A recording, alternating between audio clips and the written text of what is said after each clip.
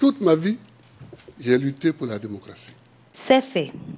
La Cour pénale internationale s'est prononcée ce mardi 15 janvier en faveur de l'acquittement et de la mise en liberté immédiate de l'ancien président ivoirien. La Chambre fait droit aux demandes d'acquittement présentées par Laurent Gbagbo et Charles Blé Goudé concernant l'ensemble des charges retenues contre eux et ordonne la mise en liberté immédiate des deux accusés, a déclaré le juge président Kuno Tarfusser.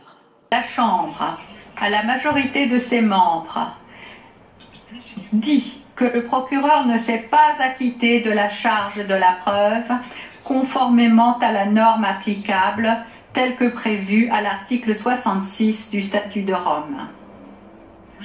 Fait droit aux demandes d'acquittement présentées par la défense de Laurent Gbagbo et celle de Charles Blé Goudé concernant l'ensemble des charges portées à leur encontre. Cette décision sur le sort de l'ex-chef d'État ivoirien, aujourd'hui âgé de 73 ans, en détention depuis le 30 novembre 2011 à la CPI, était très attendue par ses partisans.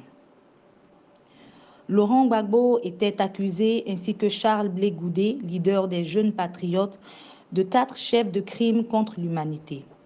Meurtre, viol, persécution et autres actes inhumains, tous deux ont plaidé non coupables. Après plus de 2 ans de procès, les avocats des deux hommes avaient demandé un non-lieu total en octobre dernier, estimant insuffisants les éléments de l'accusation pour prouver les charges au-delà de tout doute raisonnable.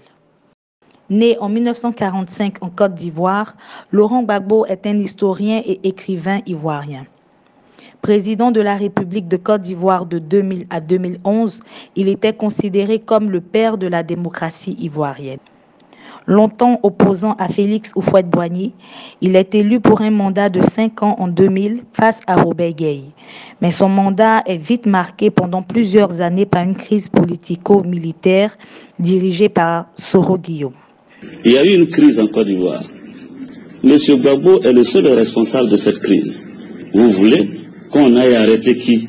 Ceux qui ont violé la loi, la constitution ivoirienne, qui ont proclamé et consacré la forfaiture.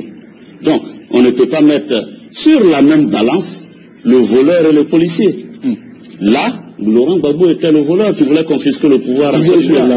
Laurent Gbagbo avait été arrêté en avril 2011 par les forces militaires soutenues par les Nations Unies et la France avant d'être remis à la Cour pénale internationale. C'est donc acquitté de toute charge que Laurent Gbagbo a été libéré de la Cour pénale internationale ce mardi 15 janvier.